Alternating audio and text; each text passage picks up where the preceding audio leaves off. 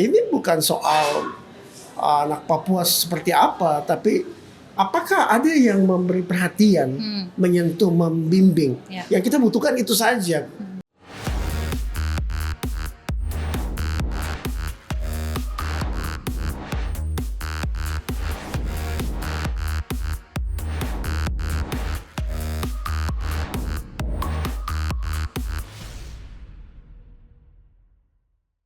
Halo semuanya, saya Putri Nere dan kita kembali bertemu di Putri Cek Ombak, sebuah ruang ngobrol santai tentang harapan, mimpi dan juga cerita dari Indonesia Timur. Kali ini saya sangat terhormat karena kedatangan seorang kakak yang luar biasa. Dia tidak hanya seorang motivator tapi dia juga bertindak untuk memberdayakan anak-anak muda Papua. Langsung saja kita sambut bersama Kakak Jose. Halo, Put. Ya, senang sekali Kakak Jose. Wah, terima kasih. Iya, saya excited banget karena akhirnya pas di Jayapura Kakak Jose ada, jadi saya langsung oke, kita kayaknya harus ngobrol nih masuk di podcast Putri Cek Ombak. Iya. Terima kasih sekali lagi ya Kakak Jose. Saya senang sekali, luar biasa. Puji Tuhan, luar biasa. Sebelum kita mulai ngobrol yang serius, biasanya ada edisi untuk ice breaking dulu ya. Kita warming up lah ya Kakak Jose. Oke, mungkin Kakak Jose bisa gambarkan dengan 3 kata mengenai Kakak Jose itu seperti apa sih? Oh, 3 kata tentang Kakak Jose. Hard work. Oke, kerja keras, hard work. Ya. Accepting. Accepting itu apa? Penerimaan diri? Menerima kenyataan. Menerima kenyataan. Oke, 2. Yang ketiga? Single fighter. Oke, single fighter ya. Itu kayaknya harus dong tanya kenapa Kakak Jose mengeluarkan kata single fighter di bagian terakhir. Nanti Kakak Jose akan bercerita ya tentunya ya. Oke, kemudian Kakak Jose, anak muda sekarang lebih butuh didengar atau diarahkan? Tanyanya susah-susah ya podcast ini ya. Baru awal tapi sudah deep ini. Gen Z yang Alpha butuh didengar. Oke.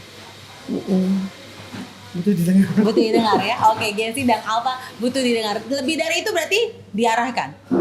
Ya, kalau mengarahkan anak muda itu hal yang rumit ya. Oke, siap. Hal yang rumit. Makanya that's why saya undang Kakak Jose untuk lebih mengetahui lagi kenapa itu rumit. Ya.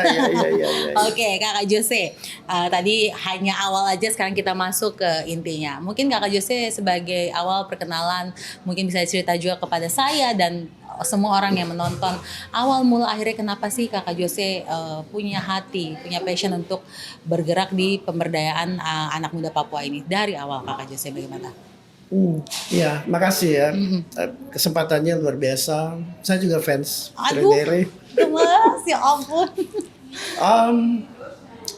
Saya anak adat ya. Yes. Dari keluarga Ohei, dari kampung Asei. Jadi sebenarnya ada tanggung jawab moral adat untuk membangun masyarakat.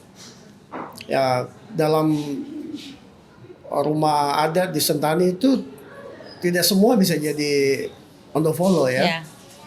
Jadi abang yang tua silakan lakukan tanggung jawab itu, tapi darah mengalir sehingga siapapun kami dalam rumah tangga itu sebenarnya punya tanggung jawab untuk melihat apa yang saya bisa lakukan untuk masyarakat, untuk orang kampung ini. Itu dulu. Sekarang kan orang kampung itu masyarakat termasuk siapapun yang tinggal di sekitar lingkungan. Waktu saya balik dari kampus di Jogja 2009, saya mendapati bahwa waduh ini ada kesenjangan jauh sekali ini. Istilah sekarang itu reverse culture shock ya. Kita pergi kuliah, kita shock dengan culture di sana, tapi kita waktu kembali kita merasa kenapa di sini tidak seperti di sana. Dan itulah alasan kenapa saya memilih dunia riset dan penelitian, kemudian masuk ke bidang pendidikan, sempat di kampus sebentar, lalu mendalami psikologi anak dan ketenagakerjaan, karena anak Papua sepertinya tidak terserap dan dia kalah bersaing di kota-kota besar. Saya dari Jayapura, saya melihat di kota ini saja, wah kita anak asli Tampias gitu. Apa yang harus dilakukan ini? Nah itulah awal kenapa kemudian masuk atau terjun ke dunia ini bidang begitu ini, ya ya, kakak. benar. Tapi berarti sekarang kakak lebih, orang juga menyebut kakak itu motivator ya. Apakah itu tepat juga? Apakah memang akhirnya Kak Jose ya selain memang memberdayaan anak muda Papua, tapi juga ingin disebut sebagai motivator? Itu apa ya, trademark ya, Oke. yang paling gampang untuk orang kenali. Dalam sesi-sesi saya lebih banyak menginspirasi sih, Ya betul. mengajar. Motivator itu sifatnya terbatas. Orang datang dikasih spirit semangat, setelah itu dia melempem Iya, betul. kembali. Jadi ya lepas dari judul motivator dan Papua, dia cukup menjual. Jadi top of mind ya, Iya, orang iya, bicara iya. kita butuh motivator Papua. Oh yang muncul ini Betul, kan. Kakak Bu, Ya, ini itu betul. Iya, ada iya. branding juga di situ. Iya, iya. Tapi pada kenyataannya saya lebih suka dibilang inspirator, kemudian praktisi, pengajar. Karena saya terlibat langsung dalam kegiatan sampai ke masyarakat di kampung-kampung di pinggir danau. Ya, itu ya. Jadi lebih cocok memanggil Kakak Jose itu inspirator Papua. Ya. Bukan motivator. Oke, jadi nanti di subtitle akan seperti itu, siap Kakak Jose. Tapi sebenarnya Kakak Jose tadi kan berarti dari tahun 2009 ya, itu balik ke sini setelah kuliah di Jogja kalau saya tidak salah. Benar. Nah, akhirnya apa yang membuat Kakak, momen apa yang membuat Kakak akhirnya betul-betul oke, saya akan berjuang di bidang ini? Tahun 2015 karena penelitian saya masuk ke satu SMP di kota Jayapura dan saya lihat sendiri anak dibesarkan bukan oleh papa dan mamanya, dia tinggal dengan om, dia panggil neneknya mama, dipanggil mama kandung yang melahirkan dia itu kakak. Dia korban penganiayaan secara fisik, verbal. Di sekolah itu waktu saya masuk, karena saya juga diminta menangani bimbingan konseling BK. Ya, anak ini punya nama ada di urutan 1, anak paling ngakal. Waktu saya datang ke kelas nyari ini anak, dia diam tidak bicara. Waktu saya tanya, suaranya pelan.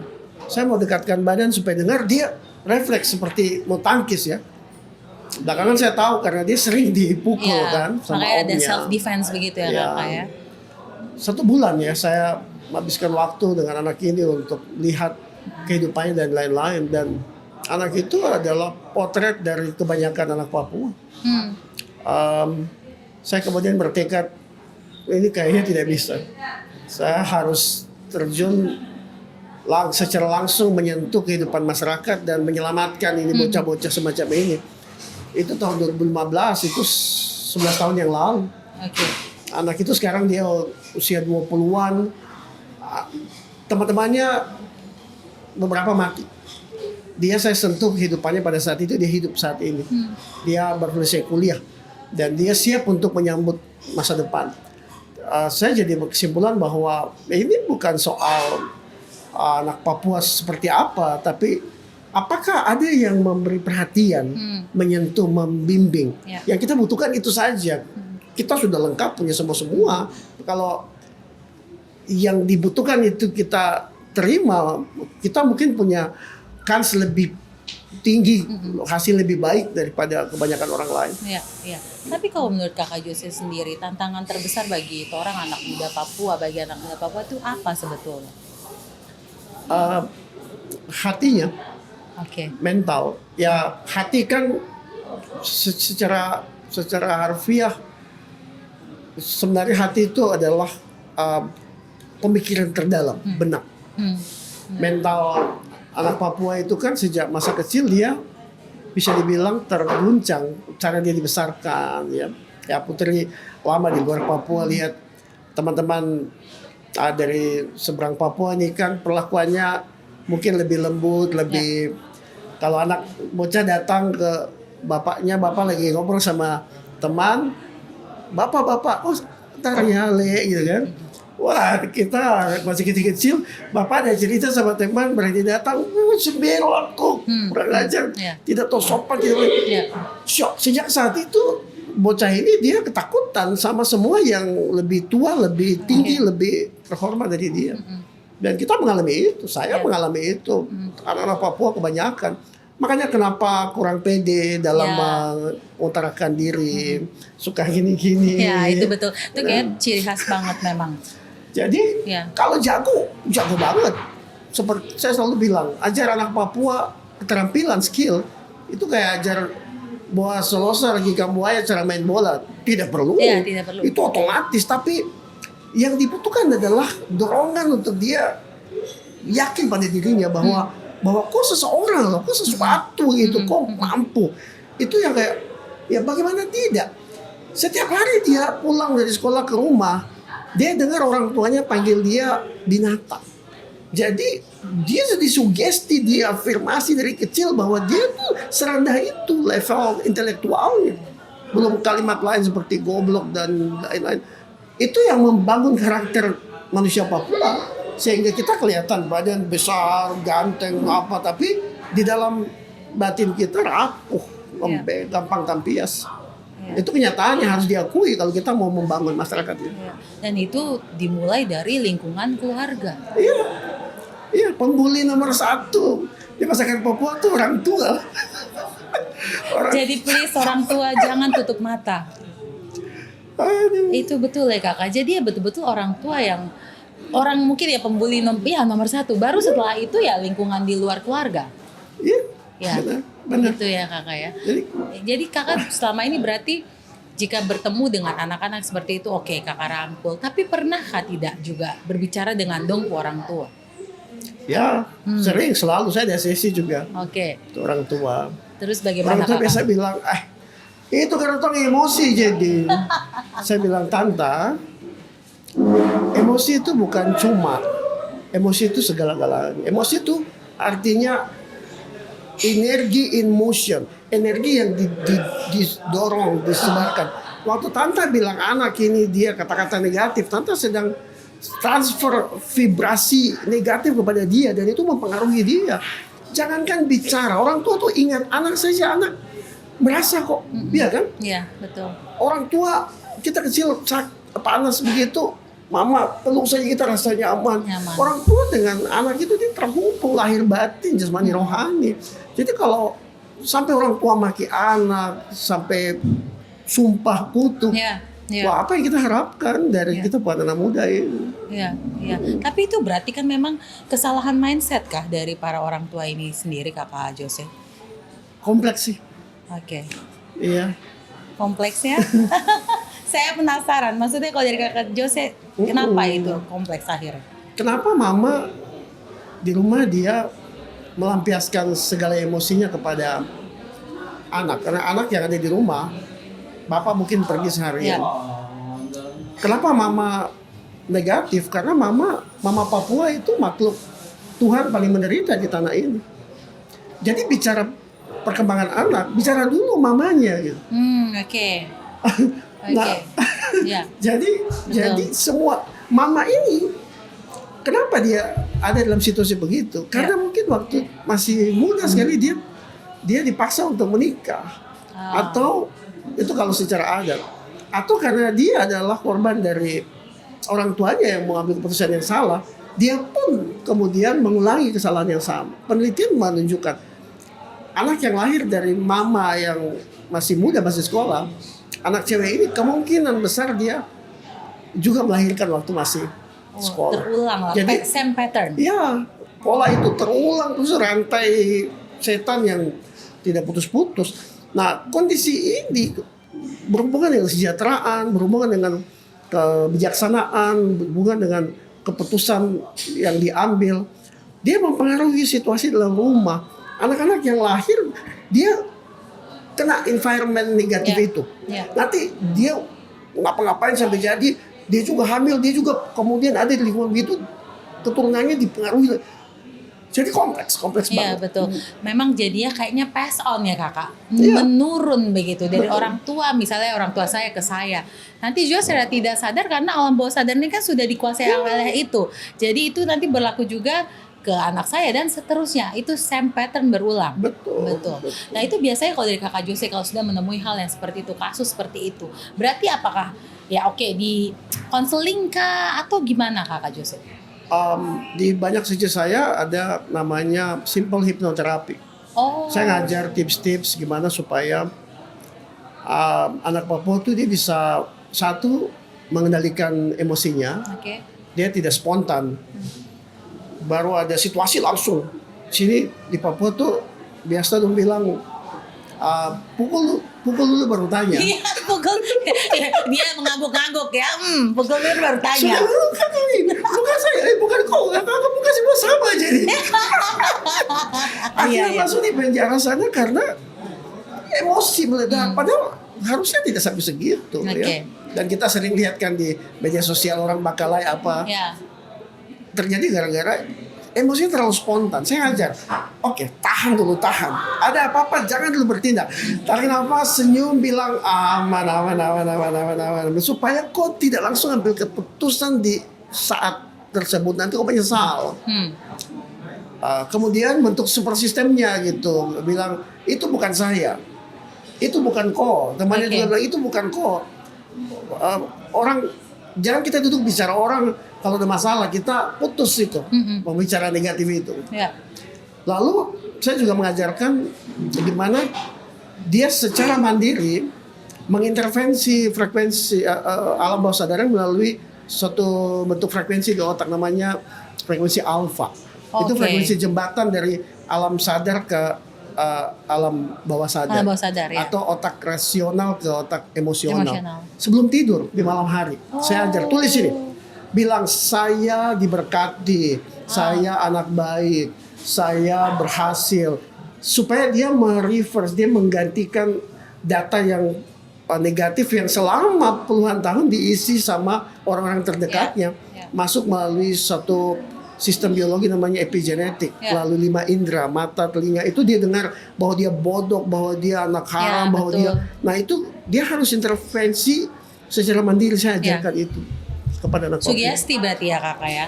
Lebih dari sugestif, dia Oke. lebih sebenarnya menyentuh ilmiah banget ya. Tapi saya kemas dengan cara yang sangat sederhana. Maka program pelatihan SDM-nya Kakak Jose itu dia 40 jam. Senin pagi jam 8 sampai Sabtu sore jam 5. Tapi itu kan mahal. Ya. Biasa kalau ada dinas atau perusahaan kerjasama kita adakan. Tapi kalau tidak ya saya penggal-penggal bikin. Jadi kalau ada Oke. sesi pelatihan Kakak Jose, itu isinya adalah saya masukkan mau tenaga kerjaan, kewirausahaan, kepemimpinan, selalu saya masukkan itu dulu. itu juga ke dalam. Oke. Sehingga kalau tanpa ini nanti yang lain itu jadi mubazir. Iya. Orang Papua bilang hampur garam di air Iya, laut. hampur garam, Cuma betul. saya kita ajar jadi pedagang, pengusaha. Setelah itu belum bilang lala-mala, latihan lain. Ini harus dimasukkan. Iya, jadi kakak punya program ini dari Senin pagi jam 8 Sampai sampai Sabtu sore.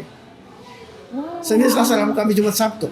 Senin pagi jam setengah 9 pembukaan, Oke. lalu Sabtu sore jam setengah 5 penutupan. Itu 42 jam, potong 1 jam Oke. pembukaan penutupan, materinya 40 jam. Itu dalam kelas, di luar, sambil tiduran, dan semua hal dilakukan. Anak setelah program itu dia punya mata kayak terbuka kayak, wah saya baru sadar ya, Oke. saya dia seperti, Lahir baru. ya mungkin kita bisa bilang lahir baru. Saya lebih suka pakai istilah dia seperti Tobey Maguire ketemu Spider. Dia kemudian dari culun dia menjadi matanya tajam, dia jadi Kakak praktekan loh. jadi semangat, dia Iya. jadi punya kekuatan super yang Ya. kalau Spider-Man itu dari luar, ini kekuatan super udah ada Dari di dalam. dalam. Saya hanya mengaktifasi kekuatan itu sehingga kita ketemu dia kayak, ih, adik kok beda sekali ya. Kok iya saya ada ikut program. Wow, mahal kah apa? Kemudian dia bisa kerja, orang marah dia pun dia tetap stabil. Oh wow. Ini baru-baru saya ada yang cerita. Dia kerja, saya kasih masuk kerja. Bosnya karena mungkin emosi, siram dia dengan kopi di bajunya. Dia Dia ketemu saya, dia bilang, kakak, kalau dulu saya tidak ikut sesi itu, saya langsung pukul mati. Langsung. Tapi kalau saya pulang itu saya kehilangan pekerjaan. Iya. Tapi tidak, jadi sekarang ternyata bos malah dia kasih saya hadiah karena Iya. saya sabar, karena saya. Nah, Iya. jadi ya ini sebenarnya program yang bagus. Saya harap anak Papua dari Nanwatan sampai Papua Selatan bisa menikmati program Iya, yang bisa menikmati baik. program dari berapa program 42 jam. 40 dari, jam. 40 jam dari Kakak Jose, karena itu sudah terbukti ya kakak ya. Iya. Banyak sekali anak-anak Papua. Saya rasa tidak hanya anak Papua, tapi memang ini kakak dikhususkan Iya. untuk anak-anak Papua. Betul, itu sangat membantu sih Kakak Jose, saya setuju. Hal yang apa ya, inti, yang basic dulu harus diperbaiki, baru setelah itu orang bisa menerima hal-hal selanjutnya. Kalau itu tidak, ya sudah akan henti tas-tak di situ Betul. saja. Ya toh kakak? Betul, Ya, betul. ya. Oke, sekarang kakak saya mau bertanya ini mengenai, kalau kakak kan ini kan kalau menyampaikan hal-hal itu selalu on fire. Saya suka sekali lihat kalau kakak berbicara langsung to the point, ya kan? Maksudnya kadang mungkin bagi sebagian orang, wih kakak Jose begitu ya. Tapi memang itu kan maksudnya betul toh kakak Jose. Itu kan karena semuanya kakak Jose sudah meneliti lama dari tahun 2009 hingga saat ini ya kakak Jose. Nah tapi kalau boleh dirangkum nih kakak Jose, sebenarnya prinsip hidup apa sih yang selalu kakak Jose pegang? Eh, 3 hal yang saya sebutkan di awal tadi. Oke. Boleh berarti dijelaskan, terutama yang bagian terakhir tuh. Saya pekerja keras. Oke. Saya tobako batu. Hmm. Tobako batu itu Putri tahu, Bapak dong ambil tuh tidak ada di pinggir danau, itu ada di belakang Gunung Siklop Iya. sana, di Ormu sana. Jadi tobako batu tuh dia adalah wujud kerja keras. Orang pergi berminggu-minggu mendaki gunung, seberangi Iya. lembah, sungai mengalir indah ke samudra untuk dapat batu nefrit itu, batu Iya. giok itu, dan mereka bentuk. Kita lihat tobako batu, kita belajar satu filosofi dasar hidup, yaitu kerja keras. Ya. Orang tidak bisa kasih jatuh saya. Ya. Kok tolak saya, kok bilang tidak bisa, kok bicara saya tidak berhenti. Saya keras seperti giok. Saya kalau mau bawa proposal tunggu pejabat itu, dari pagi saya tunggu sampai dia pulang. Pernah ada pejabat sepanjang minggu saya tunggu dia. Dia kasih saya ROI sedikit itu. Dia bilang, ini sebenarnya bukan untuk proposal kau bawa ini, karena supaya kau jangan datang lagi sudah. Saya tinggal lihat di CCTV kau datang terus. Saya bikin lembaga ini jatuh bangun segala macam. Jadi kerja keras. Kerja keras. Oke. Yang kedua, Yang kedua tuh terima penerimaan. kenyataan. Ya, terima kenyataan. Orang kadang menghabiskan hidup itu untuk menyangkal, tidak mau terima kenyataan. Iya, denial ya kakak ya. Denial. Betul. Dia gode, dia merasakan, aduh bagaimana bisa apa sih? Wah, dari orang Papua, perempuan Papua itu, kita bilang Indonesia, kalau kau gemuk baru kau beautiful.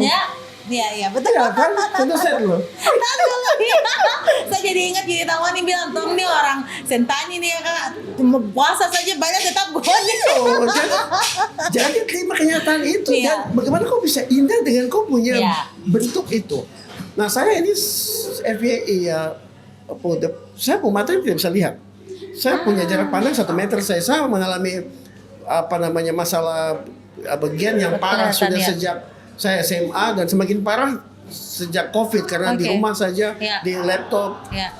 Tapi saya tidak bilang, wah saya buta ya, Iya. saya akan tidak. Ya, saya tidak bisa pakai HP, sekarang saya pakai tab. Oke. Saya semua huruf saya kasih besar. Saya terima kenyataan, saya tidak habiskan waktu untuk kenapa ini terjadi Iya. pada saya. Ada yang bilang, kalau kau dapat gigi dari ular, cepat pergi untuk tangani Iya, ambil bisanya. lukanya. Jangan Betul. kau cari ular bilang, kok bisa? Kok gigit saya itu salah apa sama aku? Kok jelaskan sama saya?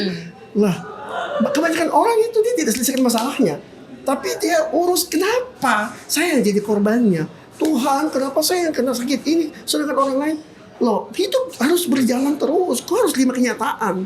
Dan saya belajar hal itu cukup lama dari orang di Jawa sana. Ya. Mereka ada apa mereka bilang, untung tidak mati ya, Ya. untung cuma ini. Betul.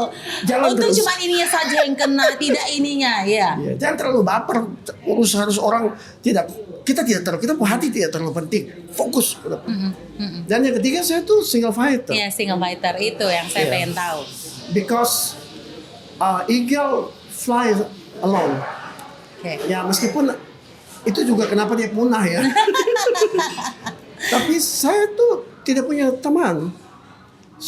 Teman saya istri saya, keluarga saya. Bagi saya teman itu seperti buku, tidak perlu banyak, tapi yang terbaik. Karena banyak teman tidak berarti banyak berkat, malah banyak teman yang memanfaatkan, banyak teman yang palsu. Sekarang lo bilang bestie kayak ini, Ayo. duduk sama-sama dan bilang, nggak ada lu nggak rame. Padahal nanti kita pergi tuh bicara. Jadi bukan nggak ada lu nggak rame, nggak ada lu, toh bicara lu hancur.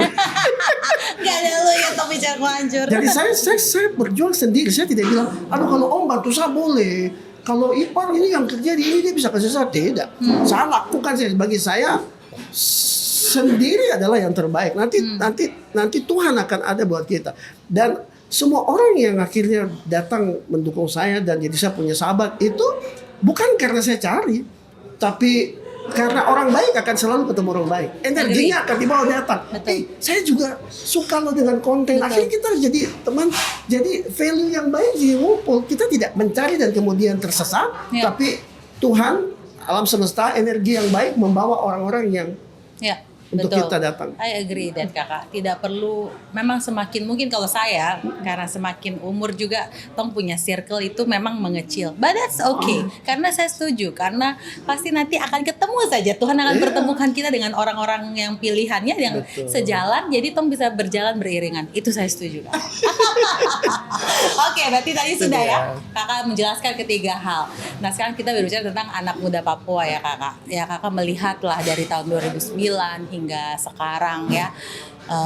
Sebenarnya gimana sih kakak perkembangannya dari dulu hingga sekarang? Apakah semakin baik atau justru tidak kakak?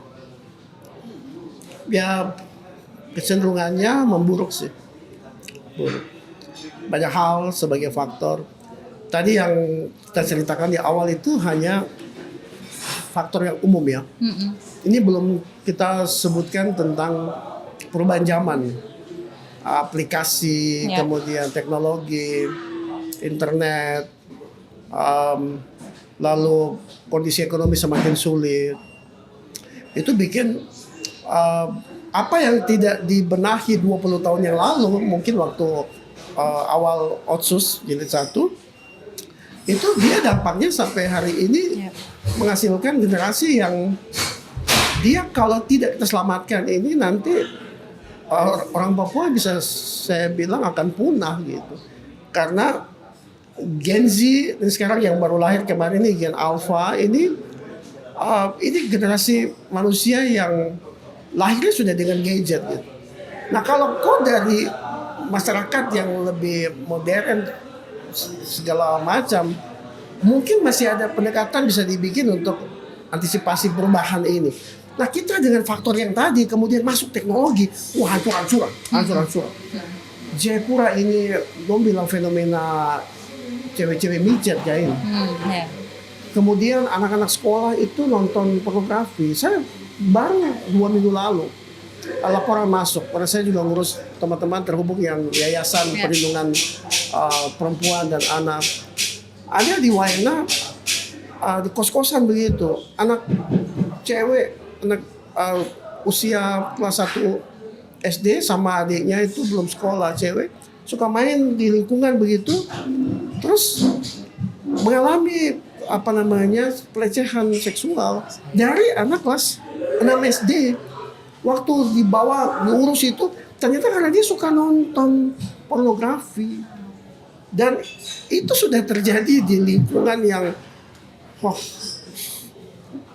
kalau kita ambil sampel di mana-mana, di Dok 9, di Kota Raja, di AB, di Sentani, ada saja kasus semacam itu.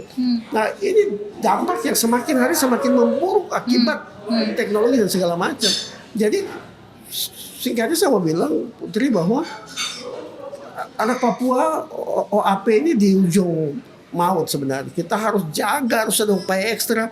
Sudah harus urgent ini Mayday. Kalau tidak nanti kita nyesalin. 20-30 tahun lagi kita bicara orang Papua tuh nanti di museum orang tidak tahu orang Papua yang seperti apa. Lalu apa yang harus Tong lakukan, Kak?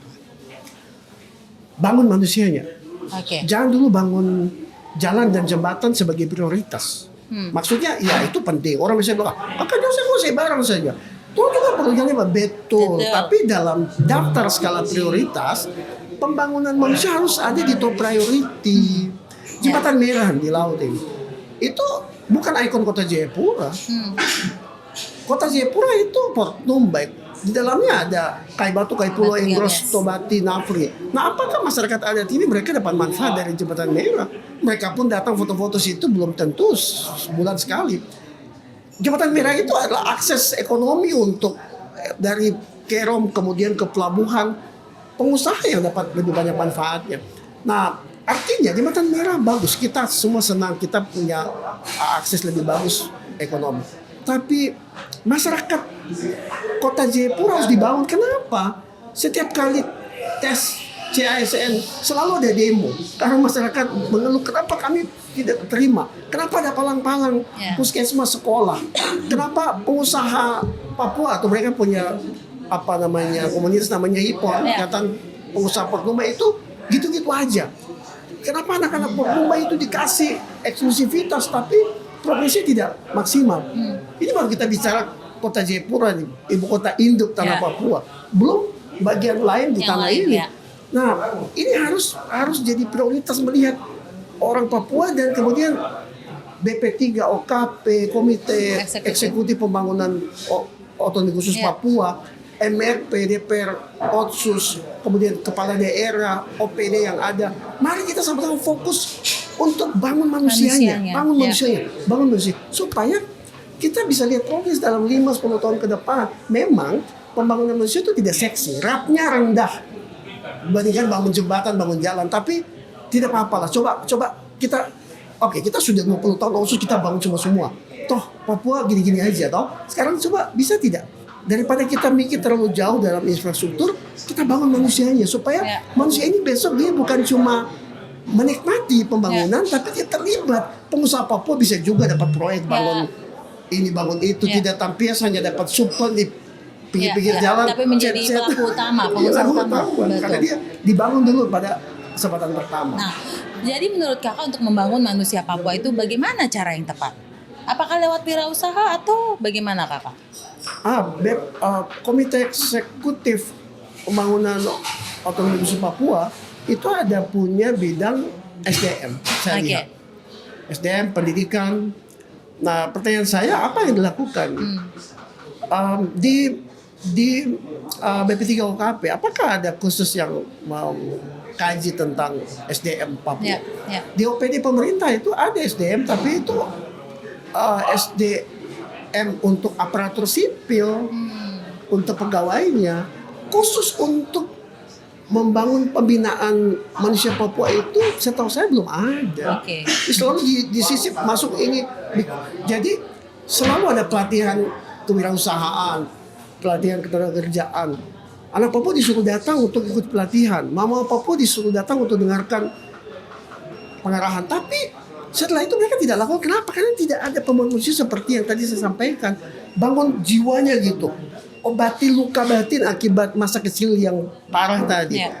Bantu dia dengan filosofi budaya seperti Tomako Batu tadi, Koba-Koba, Waiman Susu, ada di Nabira, untuk dia melihat sebagai orang Papua bagaimana caranya mengeksekusi kemajuan yang saat ini sedang terjadi. Jadi membentuk jembatan antara budaya Papua di masa lalu ke modernitas di era yang saat sekarang, ini. Nah, kita butuh jembatan itu adalah pelatihan SDM yang komprehensif, yang intensif, dan itu harus dibangun. Papua tidak punya training center. Ada PECH. PECH kita nggak tahu untuk apa dibangun.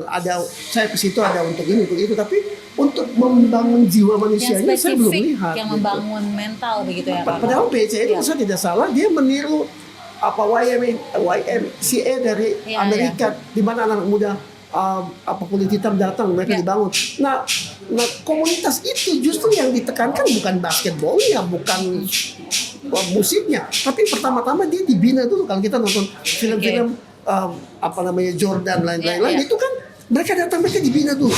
Oh, pikirannya jadi kepahitan dalam jiwanya itu dia selesaikan dulu, mengampuni dirinya sendiri, menerima kenyataan dulu, baru dia bisa ikut dalam kompetisi NBA dan lain sebagainya. Nah, itu yang kita butuhkan saat ini. Oke, berarti dengan kata lain ya harus ada apa ya, kayak kurikulum ya apa itu ya kakak bidang tersendiri untuk mengobati masalah luka hati, luka mental.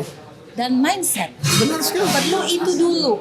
Mungkin ya semua sih ya kakak itu tidak hanya jelas bukan hanya tugasnya dari kakak Jose, tapi saya, kamu semua yang nonton dan juga pemerintah tentunya. Bukan begitu kakak Jose? Betul sekali. Oke, ya mudah-mudahan dengan adanya podcast ini kakak bercerita tentang ini, ada yang menonton semua yang punya kepentingan ya, apalagi yang bisa membuat suatu keputusan, please boleh itu dipertimbangkan. Bahwa memang dengan jalan kita berterima kasih sekali ya jadi mudah sekarang, tapi yang perlu dibangun terlebih utama adalah manusia terlebih dahulu.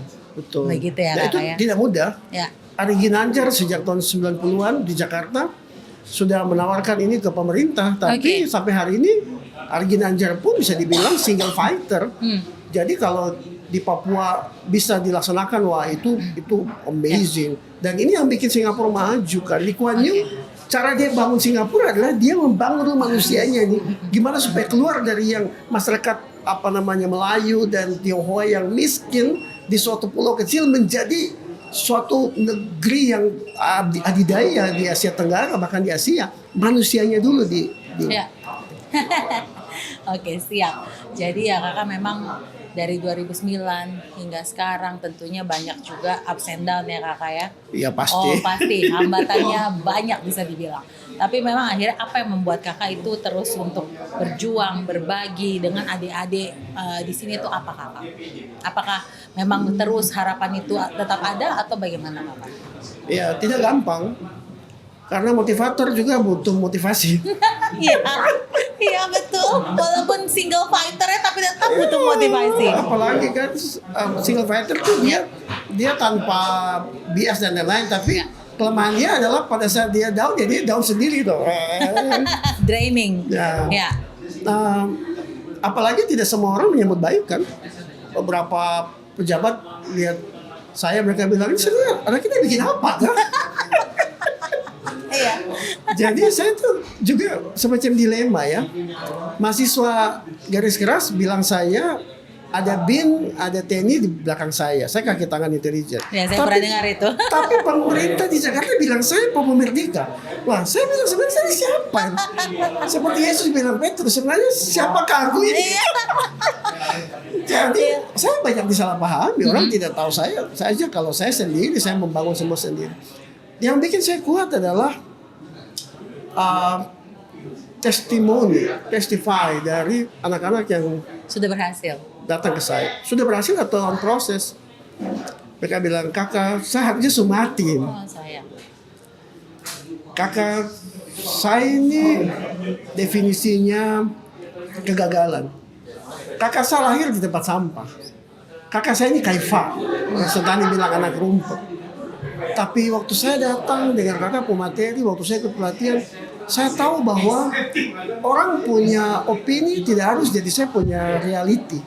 Saya bisa. Saya begini akibat dosanya. Saya punya orang tua. Kenapa harus saya yang tanggung beban itu? Setiap pagi saya harus kuatkan diri, mental, semua untuk saya bangun dan pergi dari Polimak, rumah saya kerja di Sentani. Perjalanannya cukup jauh, capek. Dan saya kerja 15 jam sehari, jam 8 pagi sampai jam 11 malam. Saya punya rate cukup tinggi, orang membayar saya, tapi istri saya bilang, kakak kapan tuh sambung dapur? Saya bilang, tadi kok mau dapur sepanjang itu. Kenapa? Karena melihat wajah dari anak-anak ini yang mereka datang dan bilang, saya berterima kasih. Saya bilang, ya, kok terima kasih sama Tuhan saya. Dan membayangkan ada ada ribuan anak Papua lainnya hari ini sedang menunggu untuk disentuh kehidupannya. Sebenarnya itu sih. Ya. Sampai istri selalu bilang, kakak kok tidak istirahat kak? Kok tidur dulu? Kok mau jam tidur? Saya bilang nanti kalau kena kanker tulang belakang tidur sampai berhari-hari berminggu-minggu tidur saja gampang kok. Sekarang masih bisa jalan, kita kerja dulu. Iya. Jadi itu yang bikin saya semangat selalu waktu membayangkan orang punya kehidupan tersentuh dan hidupnya jadi lebih baik ya, you know what I mean. I know for sure. Oke, tadi kakak kita kan juga ada sebut sedikit tentang wirausaha ya. Tapi apakah menurut kakak wirausaha itu termasuk jalan juga untuk anak-anak muda Papua untuk ya memperbaiki etos kerja dan segala macam? Apakah itu bisa menjadi salah satu cara, Kak? Bisa. Oke. Salah satu, ada banyak kesempatan termasuk wirausaha. Hanya tidak gampang untuk anak Papua jadi pengusaha. Oke. Karena pengusaha Papua itu quotes-nya Kakak Jose itu adalah dua kata lucu. Apa itu, Kakak? Karena pengusaha itu entrepreneur. Entrepreneur itu dia harus kreatif, dia harus rajin, dia harus menciptakan peluang. Sedangkan kita orang Papua itu Tuhan karuniakan kita tinggal di tempat yang kita nggak perlu menciptakan peluang, barang sudah ada di depan mata. Kita punya mata tuh melihat yang ada. Buah kalau sudah orange berarti sudah matang. Ya. Ini bau seperti ini berarti ada kuskus di sini. Jadi bendanya tuh ada, tinggal kita cari dapat. Nah kita diminta untuk jadi entrepreneur yang harus menciptakan, mengkreasikan dari tidak ada menjadi ada. Ya. Itu benda asing buat kita. Jadi kadang-kadang kita orang Papua tuh jangan kita lihat, ih ini pendatang tuh sudah bikin ini lagi ya. Aduh, tuh kok tidak tahu ya, tuh tidak bisa lihat ini. You cannot see, you are blind. Tuhan memang rancang kita untuk melihat apa yang depan mata. Nah, untuk menjadi pengusaha Papua perlu usaha ekstra, butuh upgrade dari masyarakat yang tadinya konsumtif menjadi masyarakat yang mau jadi middleman, mau jadi pengusaha, mau produktif. Nah, ini perubahan karakter, perubahan sikap. Maka mau jadi pengusaha Papua dan dapat semua berkat di kota-kota, misalnya ibu kota di OB, caranya tidak ada lain, harus upgrade diri. Itu mungkin tantangan juga buat anak muda Papua ya, upgrade diri. Sangat. Oke. Kalau tidak nanti kita tinggal ya kita bukan yang lama. Anak orang Papua itu kan sukanya sharing, bagi, dapat sedikit bagi. Mama Papua dia jual nasi kuning itu bukan untuk dia saja. Mama non Papua bisa jualan disimpan uang karena hanya untuk makan, dia suami 2 anaknya. Mama Papua jualan untuk masyarakat di rumah. Orang Papua jualan di pinggir jalan tidak ada uang kembaliannya. Kenapa? Orang baru belanja sedikit sudah datang, mama, adikku pampers habis, mama mau masak minyak tanah habis. Akhirnya keluar. Tidak ada tabungannya. Jadi pengusaha Papua bisa 20 tahun punya CV tapi ATM rekening 20.000. Jadi betul itu salah satu cara untuk kita maju. Tapi kita harus butuh modal, dan modalnya bukan uang. Modalnya adalah upgrade kita punya kapasitas diri. Oke, itu yang utama. Jadi bukan uang, tapi justru lebih ke diri sendiri. Upgrade kapasitas. Ada lagi, Kakak? Selain itu harus berubah dari karakter dasar kita. Misalnya pengusaha itu kan dia tidak boleh sombong, dia tidak boleh orang tahu dia punya kondisi di dalam. Kita orang Papua susah. Ada uang sedikit langsung Avanza hitam parkir di muka rumah. Kita butuh uang berapa? Butuh. Orang tuh tahu kita nggak bisa kita, dan kita susah bedakan mana modal mana profit kan. Kendalikan, kita punya, orang bilang orang Papua punya kasih kayak ini ya, terlalu besar. Terlalu besar kasihnya. Kata kuncinya adalah manajemen. Oke. Jadi harus punya manajemen yang baik sehingga dia kelola ini benar-benar butuh tidak ya. Ini saya ambil dari modal kah atau dari margin ya. Ya benar. Nah, itu mungkin ditambah dengan upgrade diri. Jadi 2 combo lah ya Kakak, upgrade diri dan juga manajemen diri. Betul. Itu 2 combo yang diperlukan jika anak muda Papua ingin berwirausaha. Dan satu lagi, jangan menyerah. Karena pasti kok gagal. Baru bikin satu terus sudah kayaknya kita bukan di sini berkatnya. Jangan. Saya baru pulang dari Mulian. Di situ ada keluarga satu, bapaknya ditembak tahun 90-an. Di kios itu keluarganya masih jualan sampai hari ini. Saya bilang bagaimana kan berkat tahan kamu, bapak mati sini. Ya karena kami memang kerjanya cuma ini. Nah orang Papua harus punya mental yang kuat. Jangan orang bicara sedikit langsung tutup lapak bilang Ya, betul. sudah memang kita bukan berkatnya di sini. Ya, Jangan, harus jangan. jatuh bangun lagi. Ya. Amsal 24 ayat 16, orang benar jatuh 7 kali dia bangkit lagi. Yes, itu sudah luar biasa Kakak Jose, betul. Nah tapi kalau untuk potensi dunia usahanya sendiri, apa yang banyak ya Kakak bagi kita anak muda Papua? Sekarang sih lagi banyak rumah kopi ya. Oke, rumah kopi ya. Kita kopi dulu Kakak, silakan. Asik. Kita coffee drinker ya. Iya, rumah kopi ya. Jadi kopi ya lebih Benar. banyak. Terus apa lagi Kak? Nah hanya Mm-mm. kita tahu bersama bahwa orang Papua itu bukan peminum kopi. Kita tidak tawar orang, mari masuk minum kopi dulu. Kita bilang, mari masuk minum teh dulu ya. Pagi-pagi Tepa, bangun tepa. tepa. Atau tapi teh juga di sini kebun teh kita agak susah. Yang sekarang ada potensi itu sebenarnya coklat. Oh iya. Nah, coklat dari Krimenawa itu saya baru dapat informasi dari Kabupaten Jayapura bahwa itu salah satu bahan baku untuk coklat Delville. Bayangkan. Saya membayangkan kenapa tidak ada salah satu kafe dia spesial coklat. Orang Papua mungkin akan lebih suka datang untuk coklat ya, es krim coklat dan lain-lainnya. Oke, itu notes. Ya. Kemudian di Papua ini mungkin dalam hal ini Jayapura, Nabire, Merauke, Manokwari Sorong, makanan khas Papua tuh. Ya. Orang datang cari. Ini saya mau di Jayapura, saya mau makan makanan Papua. Ada papeda. Kan kok di Ambon juga ada. Ada kapurung di Sulawesi juga. Kita di Jakarta juga ada yoga. Ya. Kita mau yang tidak ada tempat lain. Suam Bening ada tidak? Ya, soal penting. Kemarin Kakak Cato di Ya, sini kan. betul. Ada Barapen tidak? Betul. Nah, kenapa tidak kreasikan makanan lokal disajikan dengan gaya mungkin franchise Ya, atau ya. kedai yang kecil-kecil? Itu kayaknya akan menarik loh. Ini Oke. ekonomis orang pendatang banyak banget Ya. di ibu kota provinsi ini. Mungkin kalau dicoba Ya. pasarnya akan bagus sekali. Itu saya lihat sih. Oke, itu berarti bisa terjadi ya 5 tahun ke depan Kakak? Ya mudah-mudahan kita. Mudah-mudahan. Berarti sekarang Ayo, saya ayo. boleh. Ayo. Oke, bikin lah, bikin dong. Oh, gemes tema disuruh bikin. Oke. Boleh, saya simpan dulu. Oke, berarti sekarang Kakak boleh beritahu kepada saya dan semua apa sih mimpi Kakak 5-10 tahun ke depan untuk anak-anak muda Papua dan Papua? Sederhana saja. Saya berharap anak Papua bisa lebih banyak kita lihat di front desk, di hotel, di bank, di BPR. Ya. Saya berharap di setiap rumah tangga di Papua itu anak Papuanya tidak nganggur. Dia kerja, dia punya penghasilan. Saya berharap anak-anak cewek itu dia tidak melahirkan sebelum waktunya. Karena anak yang melahirkan tuh dia kalau bisa bicara dia seperti bilang, ini kamu kasih lahir saya, kamu siap saya sibuk-sibuk kan. Nanti melahirkan saya kemarin baru baku tolak saya kemarin tidak kasih susu apa. Saya harap kantong-kantong lingkungan Papua tuh dia bisa lebih sehat. Kita tidak datang ke situ dan kita dengar caci maki dan hal-hal yang negatif. Itu saya baru sebatas itu. Baru sebatas itu.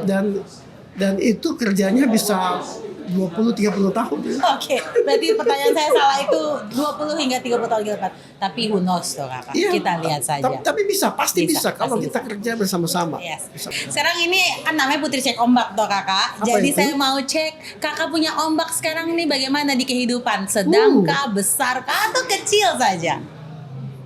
Wow. Itu bagaimana ya? Maksudnya Kakak sekarang nih mungkin lagi apa ya, ada masalah besar, masalah berat, atau sedang-sedang saja, lurus-lurus saja.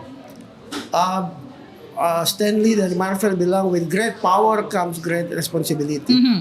Saya dikasih banyak power saat ini. Semua orang sekarang bicara, Kakak Jose bikin ini, Kakak Jose punya konten. Sehingga saya merasa tanggung jawab semakin banyak. Dan tanggung jawab itu beban di pundak sehingga itu cukup berat. Jadi kalau ombak yang dimaksud Putri itu tantangan dalam hidup ini, ombaknya lagi besar ini. Oke, siap. Orang lagi lihat ini Kakak Josie ini siapa nih? Ya. Orang-orang selalu bilang, kakak kau makan hati-hati. Jangan sampai orang tidak senang kau gara-gara ini. Jadi ombak lagi besar. Oke. Tapi saya kalau lihat ombak itu bukan sebagai tantangan yang saya kabur. Saya cari papan selancar untuk saya mainkan. Betul. Untuk lewati hal tersebut, karena Ya. saya yakin kakak Tuhan tidak akan menaruh pencobaan melebihi tong punya kekuatan. Amin. Saya tahu ada Betul maksud sekali. besar untuk kakak dari Tuhan. Waduh, terima kasih sekali. Amin, luar Amin. biasa. Sekarang kakak boleh beri harapan dan pesan juga untuk anak-anak muda di sana. Ya, anak Papua, saya tahu bahwa somehow kau akan merasa kesepian, kau akan merasa sendiri begitu karena kau tidak tahu kau tuh siapa, kenapa kau begitu, dan kau ada di suatu dunia yang sebenarnya asing buat kau. Kau merasa harus mengeksekusi kehidupan dengan gaya yang bukan kau sekali, karena dalam kau udara itu Pagayung, Molo, tapi kok sekarang harus jadi manusia modern. Jadi itu satu hal yang mungkin kalau kau sami tanya kenapa saya begini, kenapa saya galau, karena kau ada di masa transisi benturan perubahan era dari konvensional menjadi modern di tanah Papua ini.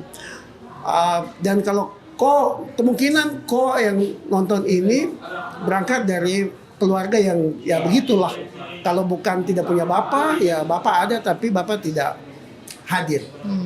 Sehingga kau punya masa kecil yang buruk, mungkin miskin dan lain-lain. Saya minta sekali dengan nama Tuhan, kau harus kerja keras, kau harus tidak menyerah.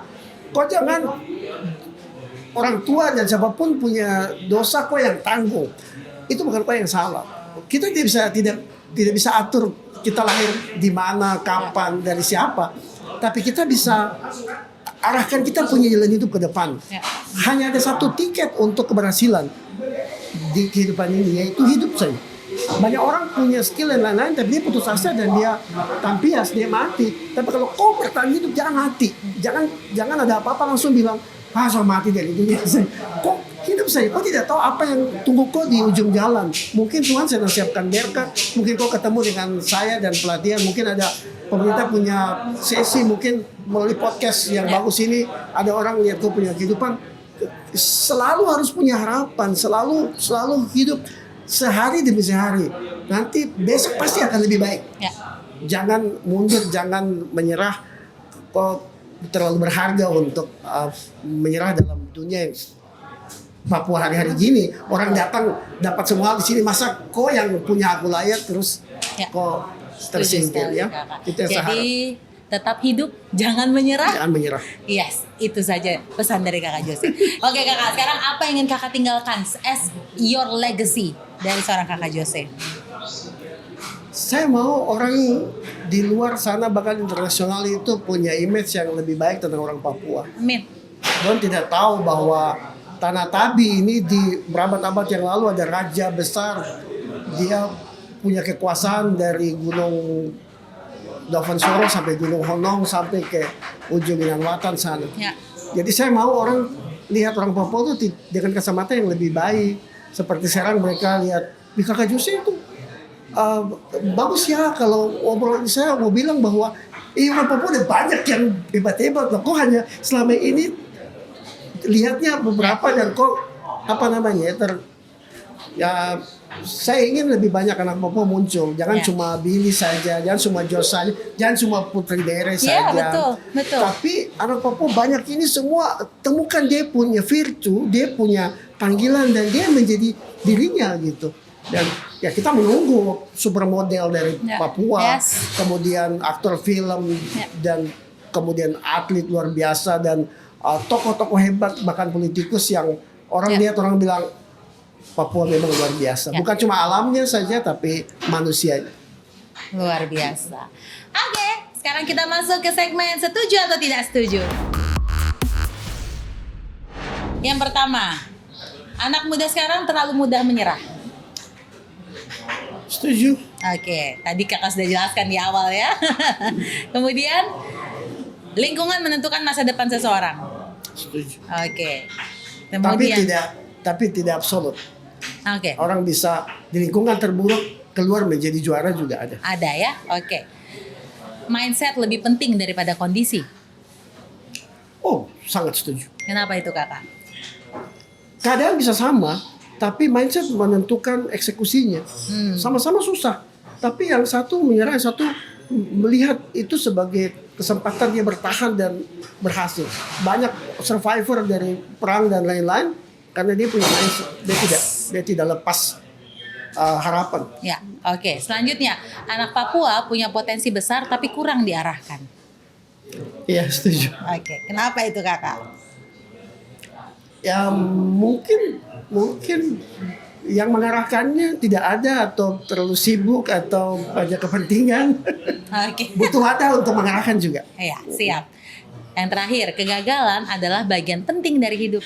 Oh, sangat setuju. Sangat setuju. Harus gagal kalau mau maju harus gagal. Oke, harus gagal kalau mau maju karena kegagalan itu adalah pelajaran yang sangat berharga. Betul sekali. Itu sudah. Oke, terima kasih Kakak Jose. Biasa. Saya banyak sekali dapat informasi, dapat pelajaran dari Kakak Jose. Terima kasih Kakak. Semoga tidak bosan juga ya untuk Aduh. ketemu saya lagi. Siapa tahu kita ketemu lagi ya, Ya, di selanjutnya. kehormatan, luar biasa. Luar Terima kasih biasa. Putri. Thank you Kakak. Putri juga sukses terus Yes. ya. Amin, Jadi terima kasih. kebanggaan Papua Aduh. untuk nasional. Film harus lebih banyak. Kita suka sekali. Siap. Makasih Kakak. Oke. Dan obrolan saya dengan Kakak Jose sudah berakhir dan kita bisa belajar bahwa intinya dari diri sendiri dulu yang harus berubah, maka kita bisa melangkah ke langkah yang selanjutnya dan itu akan lebih besar tentunya. Demikian episode kali ini, kita akan bertemu di Putri Cek Ombak selanjutnya. Jika menyukai channel kami, tentunya like, comment, and subscribe. Dadah!